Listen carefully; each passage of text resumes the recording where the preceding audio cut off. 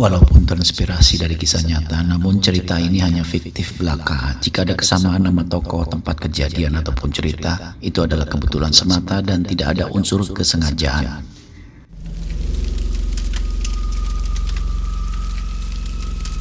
Di balik korban Petrus yang tidak terdengar dan tidak bertato. Cerita ini diinspirasikan dari cerita seorang pria dewasa yang saat kejadian terjadi masih kecil. Beliau menceritakan bahwa ada cerita unik di balik korban Petrus yang saat tahun 80 marak mengincar pria-pria bertato. Ceritanya begini. Jakarta di awal dekade 80-an bukanlah sebuah kota yang menawarkan kehangatan bagi warganya. Di bawah langit yang seolah senantiasa mendung, sebuah bayang-bayang kengerian di tengah menyelimuti jalanan.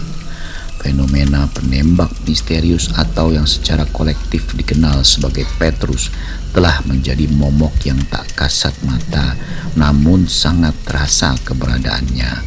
Pada masa itu, tato yang menghiasi kulit seorang pria bukan lagi sekedar ekspresi seni, melainkan sebuah segel kematian yang dapat mengundang proyektil timah kapan saja dari sudut-sudut yang gelap.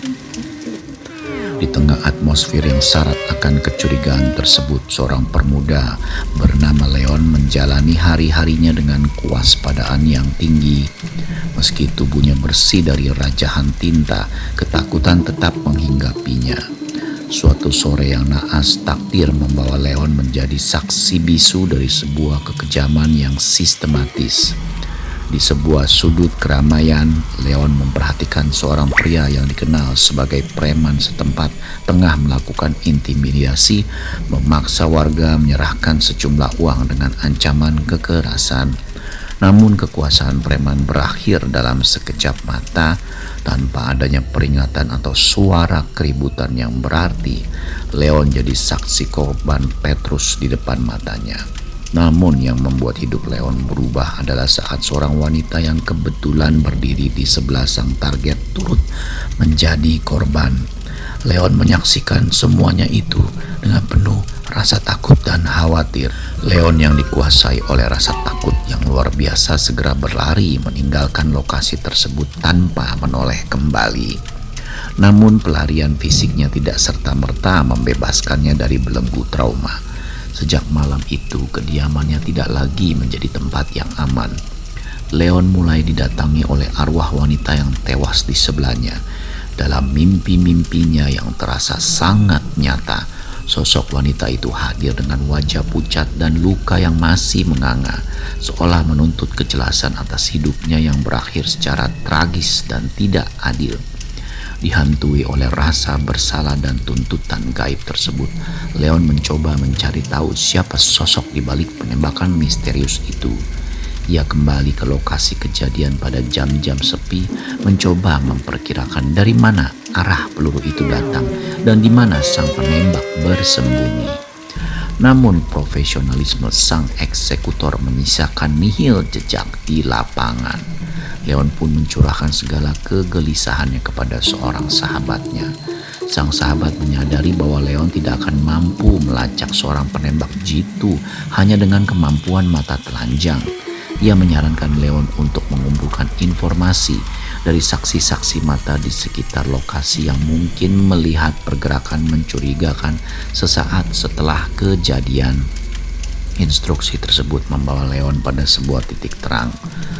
Melalui keterangan beberapa saksi yang berbicara dengan nada berbisik karena takut, Leon mendapatkan informasi mengenai seorang pria yang membawa tas panjang serupa dengan tas sebuah senapan.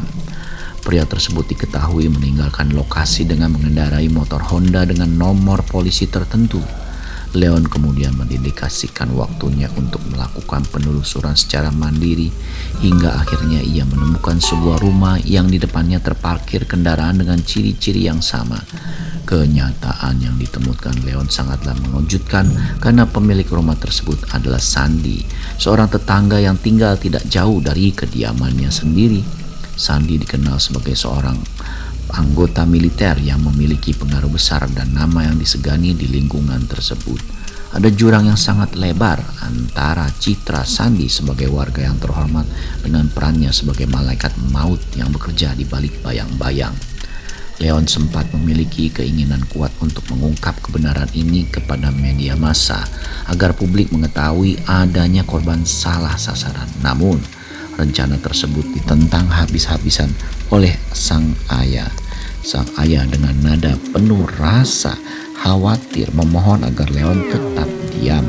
Beliau menyadari bahwa membocorkan rahasia operasi saat itu adalah tindakan bunuh diri yang tidak hanya membahayakan Leon, tapi juga seluruh keluarga mereka. Di bawah tekanan ancaman nyata dan teror arwah yang semakin intens, Leon akhirnya memutuskan untuk mengkonfrontasi Sandi secara langsung. Dengan suara bergetar namun penuh keyakinan, Leon menyampaikan apa yang ia ketahui dan meminta Sandi untuk bertanggung jawab atas nyawa wanita yang tak berdosa yang telah ia hilangkan. Namun Sandi hanya menanggapi pernyataan Leon dengan sebuah senyuman dingin yang tidak terdefinisikan. Tidak ada bantahan, tidak ada pengakuan, hanya keheningan yang menyiratkan kekuasaan mutlak atas hidup dan mati seseorang. Petaka mulai mendekati Leon saat ia dalam perjalanan pulang di sebuah lorong yang sepi. Ia diikuti oleh sosok bertopeng yang berniat mencelakainya. Namun dalam momen yang sangat genting, sosok wanita yang selama ini hadir dalam mimpinya tiba-tiba muncul dan menghalangi langkah sang penyerang. Kejadian itu berlangsung sangat cepat sehingga Leon tidak sempat melihat wajah sang penyelamat sebelum sosok itu menghilang di telan gelap. Sejak saat itu teror fisik dan ancaman melalui surat kaleng mulai menghujani hidup Leon, memperingatkannya untuk tidak melaporkan penemuannya kepada siapapun. Meski demikian, Leon yang didorong oleh rasa keadilan tetap nekat mencoba melaporkan kejadian tersebut. Namun sebelum ia mencapai pihak yang berwenang, Leon dicegat dan diculik oleh sekelompok pria bertopeng. Ia dibawa ke sebuah lokasi rahasia dan dipaksa untuk mengakui bahwa dirinya lah sebenarnya menjadi bagian dari operasi penembak misterius tersebut. Mereka mencoba memaksa Leon untuk memberikan pernyataan di depan kamera, sebuah upaya untuk menjadikan Leon sebagai kambing hitam. Di ambang keputusasaan saat ia hendak dieksekusi, sosok wanita misterius kembali hadir. Kali ini sosok itu bukan sekedar manifestasi halusinasinya, melainkan seorang wanita nyata yang memiliki kemiripan wajah dengan korban penembakan. Wanita tersebut berhasil menyelamatkan Leon dan membawanya ke tempat aman. Ia mengaku bahwa dirinya adalah kakak dari wanita yang tewas tertembak saat itu. Ternyata selama ini sang kakak telah mengawasi setiap gerak-gerik Sandi dan mengetahui dengan pasti siapa membunuh adiknya. Wanita tersebut kemudian meminta Leon untuk pergi jauh-jauh dan menghilang dari radar kehidupan selama 2 tahun. Ia berjanji akan menyelesaikan urusan ini dan membalaskan dendam kematian adiknya dengan caranya sendiri. Demi keselamatan nyawanya, Leon menyetujui kesepakatan itu. Ia pergi meninggalkan Jakarta tanpa sempat mengabari keluarganya, hidup dalam persembunyian tersunyi dan terpencil. Selama masa pencariannya, Leon terus memantau perkembangan berita dari ibu kota. Hingga suatu hari ia membaca sebuah kolom kecil berita mengenai seorang anggota ex-militer berpengaruh bernama Sandi ditemukan tewas mengenaskan dalam sebuah kecelakaan lalu lintas yang janggal. Leon menyadari bahwa janji sang wanita telah terpenuhi.